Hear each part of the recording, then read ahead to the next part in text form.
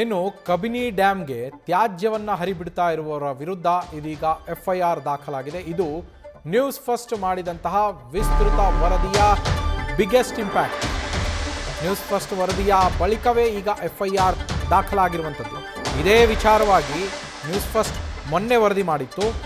ನಿನ್ನೆ ಒಂದು ಸಮಿತಿಯನ್ನು ರಚನೆ ಮಾಡಲಾಗಿದೆ ಈಗಾಗಲೇ ಇದರ ತನಿಖೆಗೋಸ್ಕರ. ಅದಾದ ಮೇಲೆ ಇವತ್ತು FIR ಕೂಡ ದಾಖಲಾಗಿರುವಂಥದ್ದು. ಕಬಿನಿ ಜಲಾಶಯದ AEE ಗಣೇಶ್ ಅವರು ಈ ಕೇಸನ್ನು ದಾಖಲಿಸಿದ್ದಾರೆ. ತ್ಯಾಜ್ಯವನ್ನು ಹರಿಬಿಟ್ಟವರ ವಿರುದ್ಧ ಕ್ರಮ ಕೈಗೊಳ್ಳಿ ಅಂತ ಹೇಳಿ ಅವರು ತಮ್ಮ ದೂರಿನಲ್ಲಿ ಮನವಿ ಮಾಡಿದ್ದಾರೆ, ಉಲ್ಲೇಖವನ್ನು ಮಾಡಿದ್ದಾರೆ.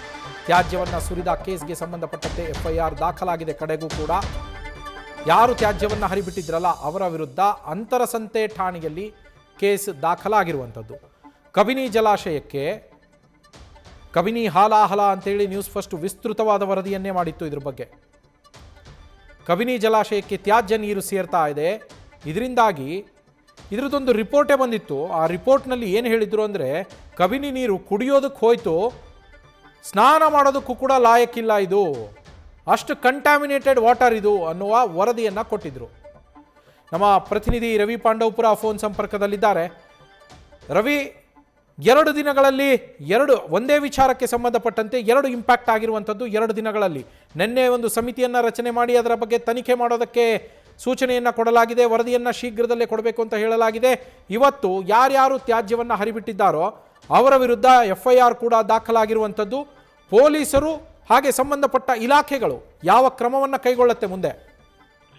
ನವೀನ್, ಪ್ರಮುಖವಾಗಿ ಇದು ನ್ಯೂಸ್ ಫಸ್ಟ್ ನ ಬಿಗ್ ಇಂಪ್ಯಾಕ್ಟ್ ಗಳು ಅಂತ ಹೇಳಿದ್ರೆ ತಪ್ಪಾಗ್ಲಿಕ್ಕಿಲ್ಲ. ಕಾರಣ ರಾಜಧಾನಿ ಬೆಂಗಳೂರು, ಜೊತೆಗೆ ಮೈಸೂರು, ಮಂಡ್ಯ, ಇನ್ನುಳಿದಂತೆ ರಾಮನಗರ, ಚಾಮರಾಜನಗರ ಜಿಲ್ಲೆಗಳ ಸುಮಾರು 1.5 ಕೋಟಿಯಿಂದ 2 ಕೋಟಿ ಜನರು ಕುಡಿತಿರುವಂತಹ ನೀರಲ್ಲ, ಅದು ವಿಷ ಅಂತ ಹೇಳಿ ವರದಿಯ ಒಂದು ಲ್ಯಾಬ್ ಬೆಳಕಿಗೆ ಬಂದಿತ್ತು. ನ್ಯೂಸ್ ಫಸ್ಟ್ ಅದನ್ನ ತನಿಖಾ ವರದಿಯನ್ನ ಮಾಡಿತ್ತು. ಈ ಸಂಬಂಧ ಸಾಕಷ್ಟು ಕಡೆಗಳಲ್ಲಿ ಸ್ಯಾಂಪಲ್ ಅನ್ನ ತೆಗೆದುಕೊಂಡು ಸೇವ್ ಕಬಿನಿ ಟೀಮ್ ಅದನ್ನ ಟೆಸ್ಟಿಂಗ್ ಕಳಿಸಿದ್ರು. ಟೆಸ್ಟಿಂಗ್ ನಲ್ಲಿ ಈ ನೀರು ಕುಡಿಲಿಕ್ಕೆ ಯೋಗ್ಯವಲ್ಲ, ಜೊತೆಗೆ ಸ್ನಾನ ಮಾಡ್ಲಿಕ್ಕೂ ಕೂಡ ಯೋಗ್ಯ ಅಲ್ಲ ಅಂತೇಳಿ ವರದಿ ಬಂದಿತ್ತು. ಈ ವರದಿಯನ್ನ ವಿಸ್ತೃತವಾಗಿ ನ್ಯೂಸ್ ಫಸ್ಟ್ ಪ್ರಸಾರ ಮಾಡುವಂತ ಕೆಲಸಕ್ಕೆ ಮುಂದಾಗಿತ್ತು. ವರದಿ ಬಿತ್ತರವಾದ ಕೆಲವೇ ಗಂಟೆಗಳಲ್ಲಿ ಮೈಸೂರು ಜಿಲ್ಲಾಧಿಕಾರಿಯಾದಂತಹ ಲಕ್ಷ್ಮೀಕಾಂತ್ ರೆಡ್ಡಿ ಅವರು 4 ನೇತೃತ್ವದ ಸಮಿತಿಯನ್ನ ರಚನೆ ಮಾಡಿ ಕಬಿನಿ ಹಿನ್ನೀರಿನಲ್ಲಿ ನಡೆಸಿರುವಂತಹ ಈ ರೀತಿಯ ಅಕ್ರಮಗಳು, ಜೊತೆಗೆ ಅಂದ್ರೆ ತ್ಯಾಜ್ಯವನ್ನ ಬಿಡೋದಾಗ್ಬೋದು ಅಥವಾ ತ್ಯಾಜ್ಯ ಸೇರಿಸೋದಾಗ್ಬೋದು, ಇವೆಲ್ಲದೂ ಕೂಡ ಕಡಿವಾಣ ಹಾಕ್ಬೇಕು. ಮತ್ತೆ ತಪ್ಪಿತಸ್ಥರ ವಿರುದ್ಧ ಅಗತ್ಯ ಕಾನೂನು ಕ್ರಮ ಆಗ್ಬೇಕು. 15 ದಿನಗಳಲ್ಲಿ ವರದಿಯನ್ನು ನೀಡಬೇಕು ಅಂತ ಹೇಳಿ ನಿನ್ನೆ ಅಷ್ಟೇ ಅವರು ಒಂದು ಶಿಫಾರಸನ್ನ ಸಮಿತಿಯನ್ನ ನೇಮಕ ಮಾಡಿದ್ರು. ಈ ನಡುವೆ ಇವತ್ತು ಕಬಿನಿಯ AEE ಗಣೇಶ್ ಅವರು ಒಂದು FIR ಅನ್ನು ಕೂಡ ದಾಖಲಿಸಿದ್ದಾರೆ. ಕಬಿನಿ ಹಿನ್ನೀರಿನಲ್ಲಿ ಆ ರೀತಿಯ ಮಲ ಹಾಗೂ ತ್ಯಾಜ್ಯವನ್ನ ಸುರಿತಿರೋದು ಸತ್ಯ. ಇದನ್ನ ನಾನು ಕೂಡ ಕಣ್ಣಾರೆ ನೋಡಿದ್ದೀನಿ. ಹಿರಿಯ ಅಧಿಕಾರಿಗಳಿಗೆ ಈ ವಿಚಾರವನ್ನು ನುಡಿಸುವಂತ ಕೆಲಸಕ್ಕೆ ಕೂಡ ಮುಂದಾಗಿದ್ದೀನಿ. ಈ ಸಂಬಂಧ ಯಾರು ಸುರಿದಿದ್ದಾರೆ ಆ ವ್ಯಕ್ತಿಗಳನ್ನ ಪತ್ತೆ ಹಚ್ಚಿ ಅವ್ರ ವಿರುದ್ಧ ಕ್ರಮ ಕೈಗೊಳ್ಳಿ ಅಂತ ಹೇಳಿ ಅಂತರಸಂತೆ ಪೊಲೀಸ್ ಠಾಣೆಯಲ್ಲಿ ಪ್ರಕರಣವನ್ನ ದಾಖಲಿಸಿದ್ದಾರೆ.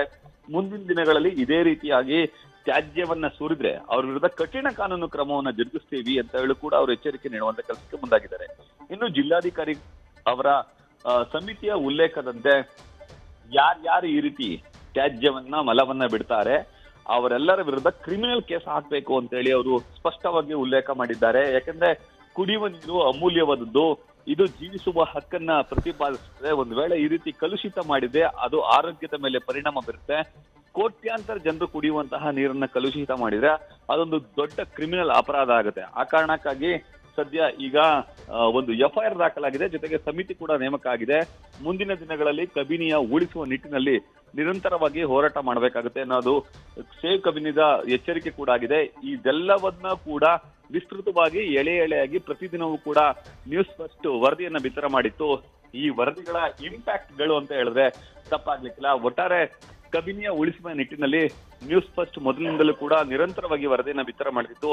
ಅದರ ಮುಂದುವರೆದ ಭಾಗವಾಗಿ ಈಗ ಕಬಿನಿಯ ಉಳಿಸುವ ನಿಟ್ಟಿನಲ್ಲಿ ಅಥವಾ ಕಬಿನಿಗೆ ಸೇರುತ್ತಿರುವಂತಹ ತ್ಯಾಜ್ಯವನ್ನ ತಡೆಯುವ ನಿಟ್ಟಿನಲ್ಲಿ ನ್ಯೂಸ್ ಫಸ್ಟ್ ದಿಟ್ಟ ಕ್ರಮವನ್ನ ತೆಗೆದುಕೊಂಡಿತ್ತು.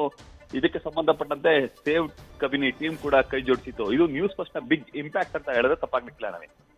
Thank you Ravi.